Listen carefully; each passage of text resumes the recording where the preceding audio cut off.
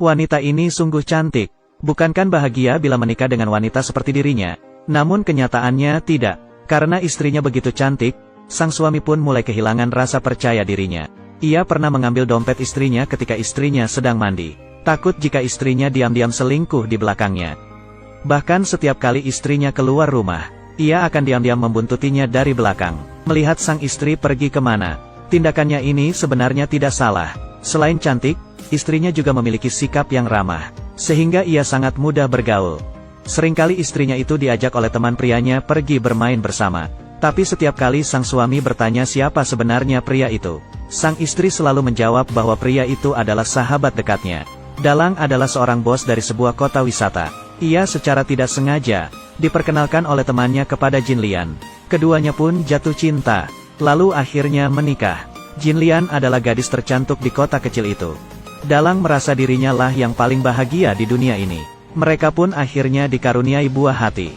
Bentuk tubuh Jin Lian tetap tidak berubah meski telah melahirkan. Malah, dirinya menjadi semakin cantik dan feminim. Berkat paras cantiknya, sang suami pun menerima tamu yang banyak di kota liburannya itu. Hari itu bagian resepsionis sangatlah sibuk.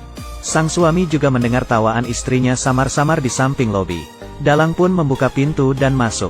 Ia pun melihat Jin Lian tengah berduaan bersama pria tak dikenal.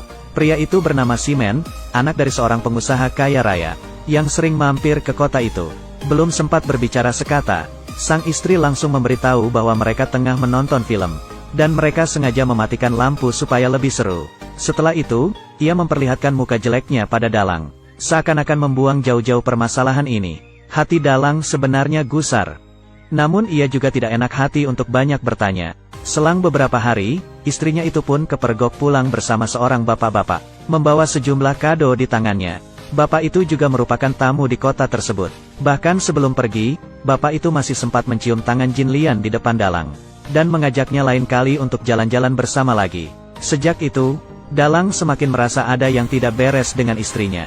Mumpung istrinya sedang mandi, ia pun membuka kado yang diberikan bapak-bapak tadi. Ternyata adalah sebuah tas bermerek. Sehabis mandi, istrinya berdandan begitu cantik, dan menggunakan rok panjang yang seksi. Ia berkata akan pulang ke rumah orang tuanya. Hati Dalang menjadi gelisah. Apakah perlu dandan secantik itu jika hanya ingin pulang ke rumah orang tua? Jadi, ia pun membuntuti istrinya itu dari belakang. Penasaran kemana sebenarnya sang istri akan pergi. Benar saja, sang istri berjalan melewati rute yang janggal. Ini bukanlah jalan pulang menuju rumah orang tuanya.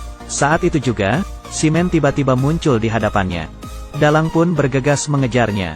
Setelah melihat sekeliling, istrinya dan Simen telah menghilang.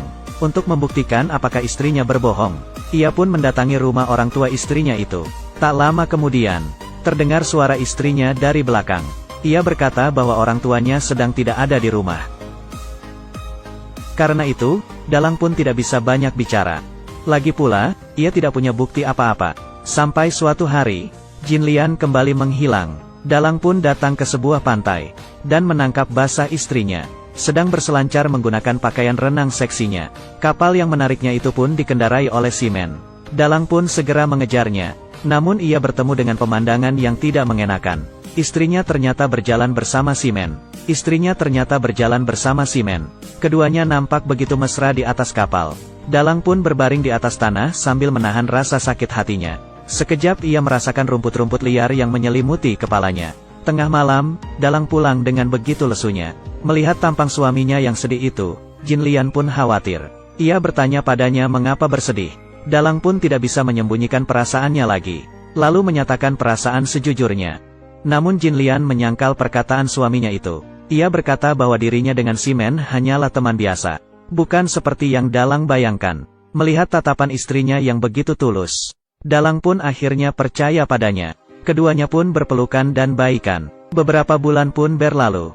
Jin Lian sekarang mulai menjaga hubungannya. Ia pun tidak pernah menghubungi Simen lagi. Sayangnya, itu tak berlangsung lama. Malam itu, si bapak memutar sebuah video hasil rekamannya kepada orang-orang di sana. Selain pemandangan sekitar kota, di dalam videonya juga ada Jin Lian, yang tengah asik bermain bersama Simen di pantai. Tubuhnya yang seksi mengundang sorakan dari para penonton pria lainnya. Melihat istrinya bercumbu dengan pria lain, ia sangat marah, sampai memecahkan gelas anggur di tangannya. Pikirannya pun mulai dihantui oleh prasangka buruk. Jinlian sering berdiri di depan jendela menunggu kedatangan Simen, dan rebahan di kasur sambil menelepon dengannya. Ia bahkan pernah minta bantuan sahabatnya agar bisa bertemu diam-diam dengan Simen. Hati Dalang hancur berkeping-keping. Ia benar-benar gusar, seraya membating gelas birnya. Berjalan ke depan lalu berteriak, agar semua orang keluar dari sana. Sang istri pun langsung membawa dirinya keluar. Jinlian tidak tahu kenapa suaminya bisa berlaku demikian. Ia pun bertanya padanya, dan Dalang membalasnya dengan sebuah tamparan. Jinlian sebenarnya tidak marah. Ia malah kembali bertanya pada suaminya mengapa tiba-tiba berubah seperti ini. Dalang dengan gugup menjawab bahwa ia cemburu. Karena menyayangi Dalang, Jinlian pun berjanji tidak akan bermain dengan teman prianya lagi. Bahkan berjanji untuk tidak keluar rumah lagi. Namun masalah malah semakin runyam. Dalang menjadi semakin posesif. Bahkan 10 menit saja tidak ia berikan pada sang istri untuk keluar. Malam itu hujan turun dengan derasnya. Dalang pun pergi menutup jendela yang ada di ruangan atapnya. Saat ia baru mau turun, tiba-tiba ia menemukan kalung istrinya di lantai. Pikirannya pun mulai kemana-mana. Ia mengira sang istri pernah berduaan di ruangan itu bersama teman prianya. Sekembalinya ke kamar, ia kembali bertengkar dengan istrinya. Meski mengetahui dirinya salah, Dalang malah melemparkan 2 kata kasar kepada istrinya, lalu pergi tidur. Tengah malam, tiba-tiba ia terbangun. Istrinya kembali menghilang. Ia dengan panik bergegas mencari keluar. Tiba-tiba ia teringat akan sosok bapak-bapak yang menjadi teman istrinya itu. Ia pun membuka kamar bapak itu dengan kunci cadangannya. Di dalam, ia melihat 2 gelas bir di atas meja. Ia mencari kemana-mana, namun tetap tidak menemukan Jinlian. Dalang pun melampiaskan kekesalannya ke bapak itu.